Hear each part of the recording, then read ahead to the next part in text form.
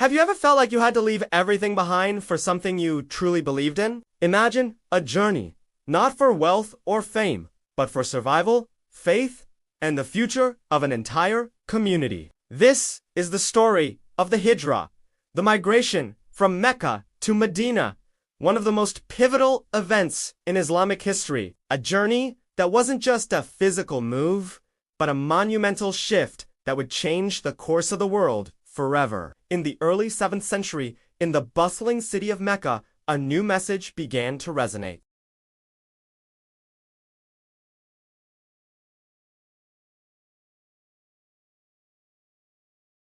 This message of monotheism, or Tawhid, was revolutionary. It challenged the polytheistic beliefs and the deeply entrenched social and economic systems of Mecca's powerful Quraysh tribe. At first, his followers were few, a small group of the faithful who found truth in his words. But as their numbers grew, so did the opposition.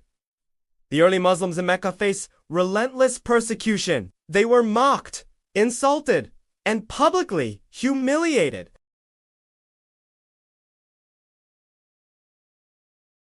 Bilal ibn Rabah, an enslaved man, was famously laid out on the scorching desert sand with a heavy boulder on his chest, all because he would only repeat Ehe Donahad, meaning one God, one Sumaya.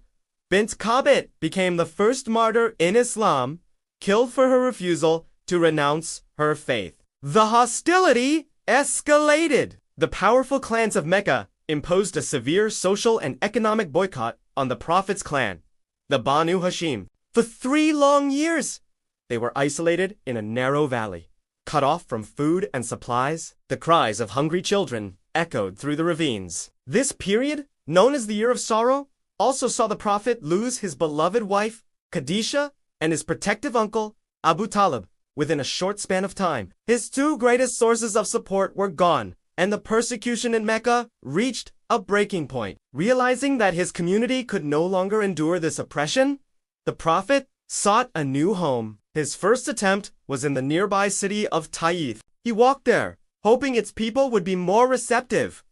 Instead, he was met with scorn and violence. The leaders mocked him, and the townspeople chased him out, pelting him with stones until his feet bled. Dejected and wounded, he took refuge in an orchard, where he prayed a beautiful and heart-wrenching prayer to God, expressing his weakness but never his despair. But hope was on the horizon. During the annual pilgrimage to Mecca, the Prophet met a group of men from a city to the north, then known as Ya'th. They came from the tribes of Aws and Khazraj, which had been locked in a bitter, generations-long feud. Intrigued by his message of unity and peace, they listened intently. The following year, more people from Yathrib came and took a pledge of allegiance to the Prophet, known as the First Pledge of Aqaba.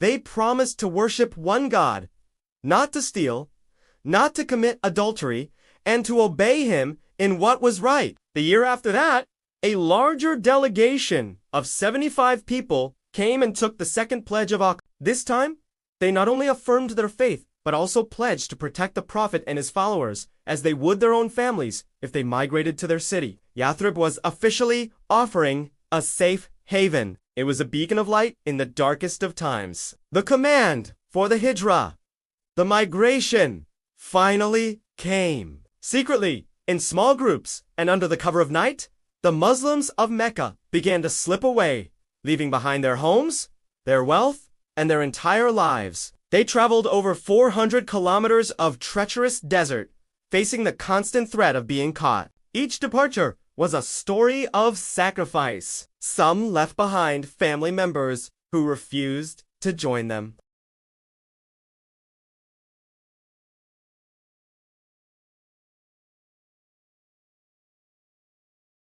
He agreed without hesitation, choosing his faith over his fortune.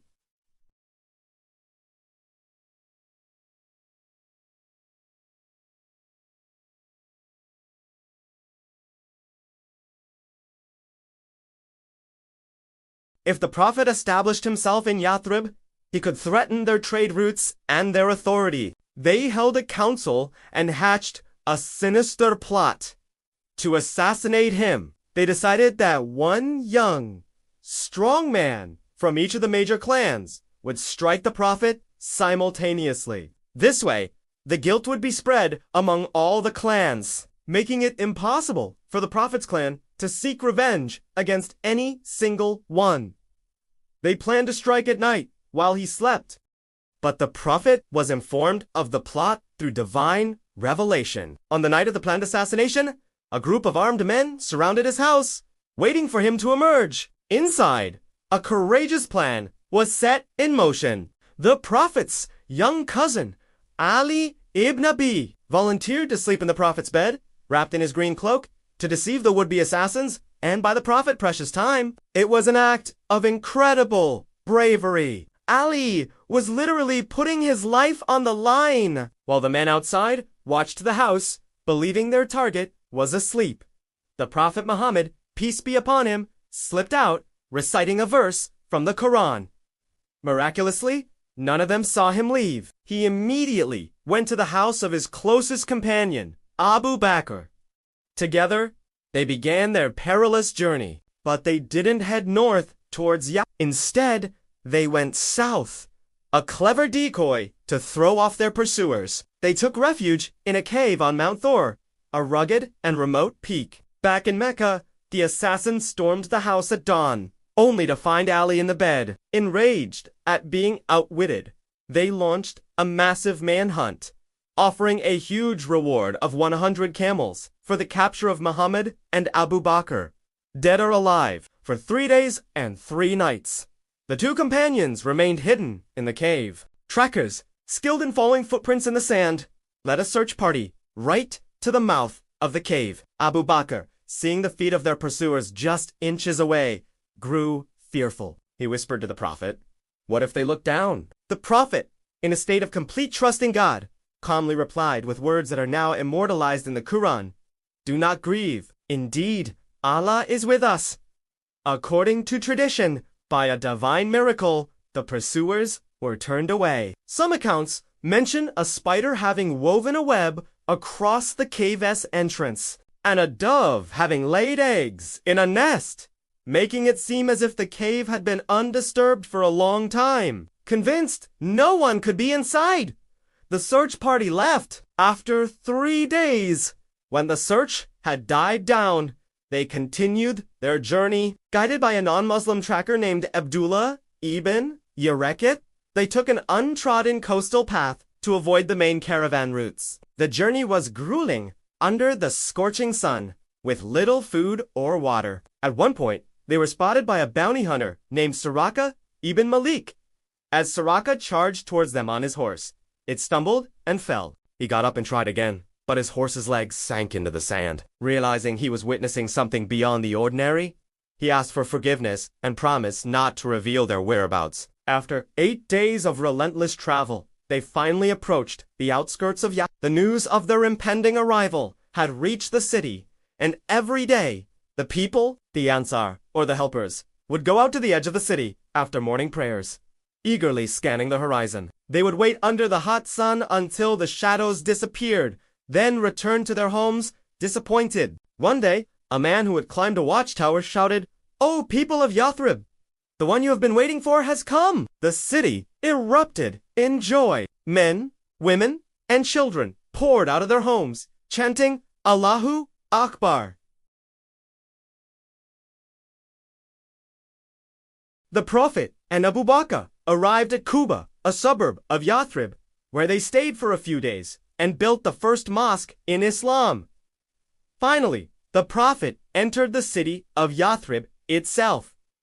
Everyone vied for the honor of hosting him. As he rode his camel, Kaswa, people would take hold of her reins, begging him to stay with them. "With gentle wisdom," he would say, "let her go her way, for she is under command."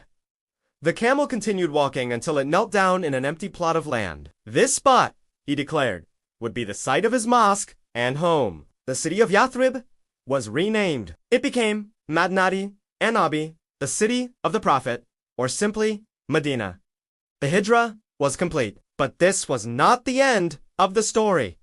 It was the beginning of a new chapter. In Medina, the Prophet established the first Islamic state. One of his first actions was to create a bond of brotherhood between the immigrants from Mecca and the Ansar, the helpers from Medina. The Ansar shared their homes, their wealth, and their businesses with their new brothers and sisters in faith, a unique display of selfless generosity. He then drafted the Constitution of Medina, a landmark document that established a pluralistic society, guaranteeing the rights and religious freedom of all communities, including the Jewish tribes living in the city. The Hijrah marked the transition from a persecuted minority to a thriving community with its own social, political, and legal framework. It was such a defining moment that the Islamic calendar begins not with the Prophet's birth or the first revelation, but with the year of the Hijrah.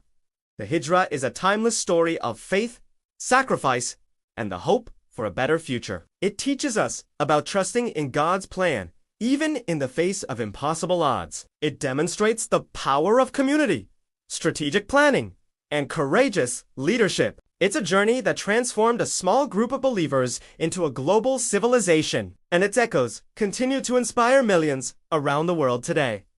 Thank you for watching. If you found this story inspiring, please like, share, and subscribe for more content. See you in the next video.